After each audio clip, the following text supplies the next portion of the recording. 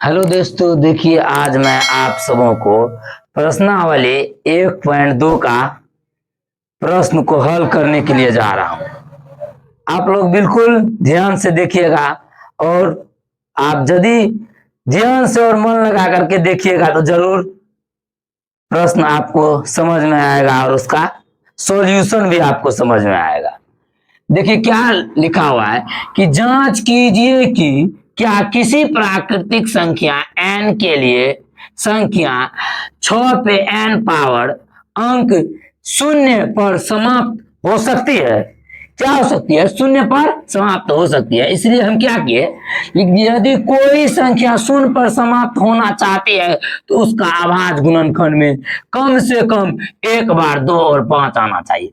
कोई भी संख्या, किसी भी संख्या, क्या कह रहा है, यदि कोई संख्या 0 यानी कि शून्य पर समाप्त होना चाहती है तो उसका अभाज्य गुणनखंड में कम से कम एक बार 2 और 5 आना चाहिए। यदि उसका हम गुणनखंड करेंगे तो कम से कम एक बार 2 गुनी 5 आना चाहिए, यानी कि 2 से और 5 से विभाजित होना उसको अति आवश्यक है।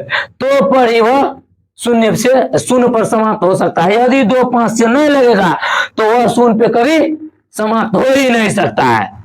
तो चूंकि 6 बराबर 2 गुनी 3, 6 का गुणनखंड करने पर यह 2 गुनी 5 के रूप में नहीं है, अर्थात यह कभी शून्य पर समाप्त नहीं हो सकता है। किसी भी प्राकृतिक संख्या n के लिए यह कभी भी शून्य पर समाप्त नहीं होगा।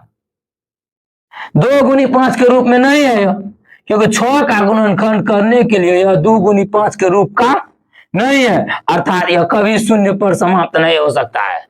6n अंक 0 पर समाप्त हो सकता है और नहीं हो सकता है।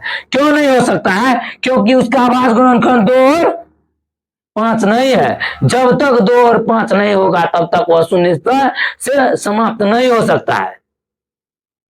तो चलिए देखिए, आज आप सबको इतना ही हम बताएं। Thank you. तब तक के लिए अगले वीडियो में मिलेंगे।